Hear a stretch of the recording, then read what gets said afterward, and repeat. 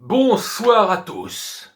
Eh ben, pour un classico pluvieux, surtout en seconde mi-temps, ça a été une tempête. Pendant une demi-heure, dans la seconde mi-temps, une véritable tempête, un ouragan, une pluie. Alors là, c'est un truc qui m'a marqué, hein, même à 10 minutes de la fin, on voyait carrément Lionel Messi qui était là. Je vais changer mon maillot, je suis en train de crever de froid. C'était un truc de malade. Bon, résultat sportif de ce match, victoire du Real, victoire importante du Real pour aller chercher, si possible, un titre, la même chose que cherche le Barça. 2 buts à 1. Résumé de ce match vite fait, avec les 2 buts signés Benzema, une magère juste avant le quart d'heure de jeu. Pas dégueulasse du tout, le petit but du père Benzema, toujours là, 33 balais, quel joueur celui-là aussi. Et le coup franc dévié à la 27e de Toni Kroos avant la réduction à l'heure de jeu de Mingueza. Alors, que dire? Que le monopole du ballon, ça a été à peu près à 65% pour le Barça dans l'ensemble du match, avec des périodes où ils ont vraiment poussé, des périodes où c'était vraiment stérile, c'est-à-dire on a le ballon, mais on n'en fait pas grand-chose. Mais quand même, ils ont eu plusieurs occasions. Alors il y a eu des barres, des poteaux, jusqu'à là, dans les arrêts de jeu. La barre sur le dernier tir des Barcelonais, avec Ter Stegen qui était monté lors du dernier coup franc là, et ça a été vraiment, voilà, dernière occasion, une barre. Il y a eu 3-4 barres poteaux dans le match, ça a été assez fort de ce côté-là. Bon, donc, ils ont joué en contre, le Real, ils ont fait un petit peu ce qu'a fait le PSG face au Bayern, mais bon, le Real n'a pas été dominé comme, on va dire, pendant une heure, le PSG avait été dominé à Munich. Non, non. Ils ont quand même une technique, une balle au pied, etc. Bon, voilà.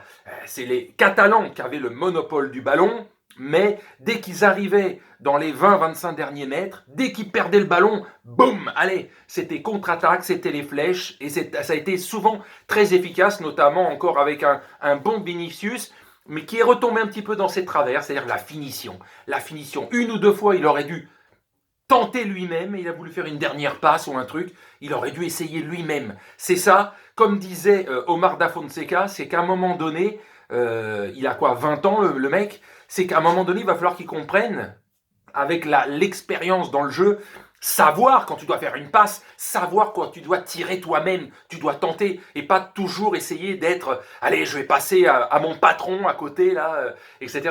Non, il faut savoir tenter sa chance plus souvent soi-même. Et bien bon, ça va s'apprendre avec l'expérience. Même si ça fait 2 ans qu'on pense plus ou moins la même chose, il est très bon dans la vitesse, dans la. C'est là que je me dis, imaginez les contre-attaques avec Vinicius et éventuellement, ça va faire hurler les Parisiens, mais s'il y avait Mbappé dans cette équipe, imaginez la saison prochaine, l'attaque de feu qu'il y aurait. Bon, je dis ça, je dis rien.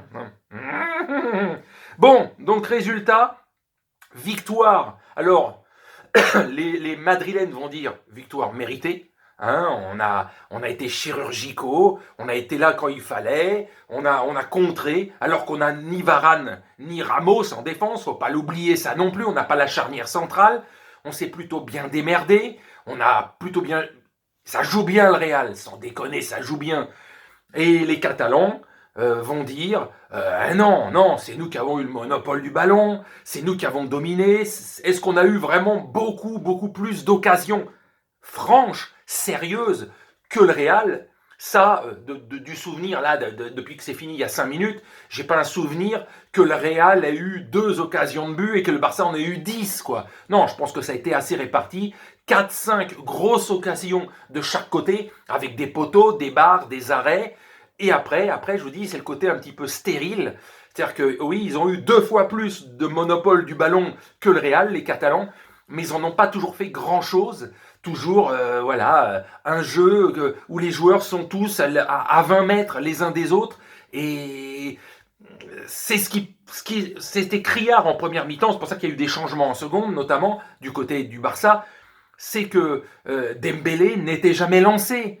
Il était en plein milieu, là, à attendre le ballon. Et c'est souvent, voilà, c'est comme Mbappé, c'est des joueurs lancés. C'est des joueurs, il faut qu'ils soient sur les côtés, et après qu'ils rentrent vers l'intérieur, qu'ils aillent à droite, à gauche, qu'ils soient libres comme joueurs. C'est des joueurs qui doivent être libres. C'est pas des purs numéro 9 qui doivent être là ou en plein milieu. Mbappé comme Dembélé. C'est des joueurs, c'est pareil. C'est un coup c'est à droite, un coup c'est à gauche, un coup c'est au centre.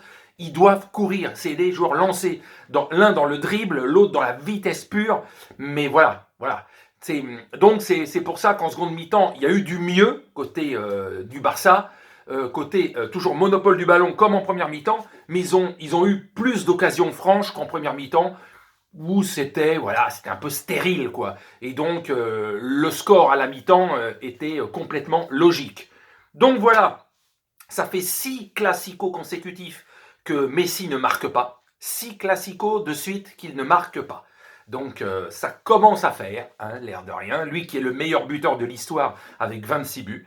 Benzema, lui, a marqué son petit but. Comme toujours, ces 2 dernières saisons, c'est le buteur absolu, c'est le serial buteur, c'est le patron.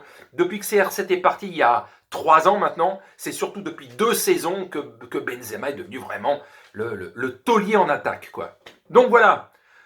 Sur ce, je vous dis, le championnat, pour l'instant, le Real est passé leader en attendant le match de l'Atlético demain soir. Et voilà, le Barça qui fait peut-être, il était plus proche au classement que le Real, mais c'est peut-être lui qui fait la mauvaise affaire, quoi. Parce que le Real a encore la Champions League à jouer. Et ils sont plutôt bien partis pour aller dans le dernier carré. Donc on va bien voir. Donc voilà, sur ce, je vous salue, je vous souhaite une bonne nuit. Et je vous dis, putain, quelle tempête il y a eu à Madrid en seconde mi-temps. Vraiment, là, jouer sous ce temps-là, même avec les salaires qu'on a, avec le Covid, tu te chopes une putain d'angine, un truc comme ça. Si en plus, par-dessus, tu chopes le Covid, là, je vous dis que certains joueurs risquent dans les prochains jours, les prochaines semaines, s'ils chopent l'un et l'autre, vu ce qui est tombé, vu comme ils étaient trempés, etc., et qu'il y a beaucoup de joueurs qui chopent des ci, des ça, les virus et tout, il y en a qui vont être un peu plus KO, parce que les 2 virus en même temps, rhume, angine, ou ci, ou ça, ou plus le Covid, s'il y en a qui vont le choper, là, il y en a qui vont morfler, là, c'est qu'ils le chopent dans les prochains jours, là. Il vaut mieux pas. Ouais. Allez, sur ce, bonne nuit à tous.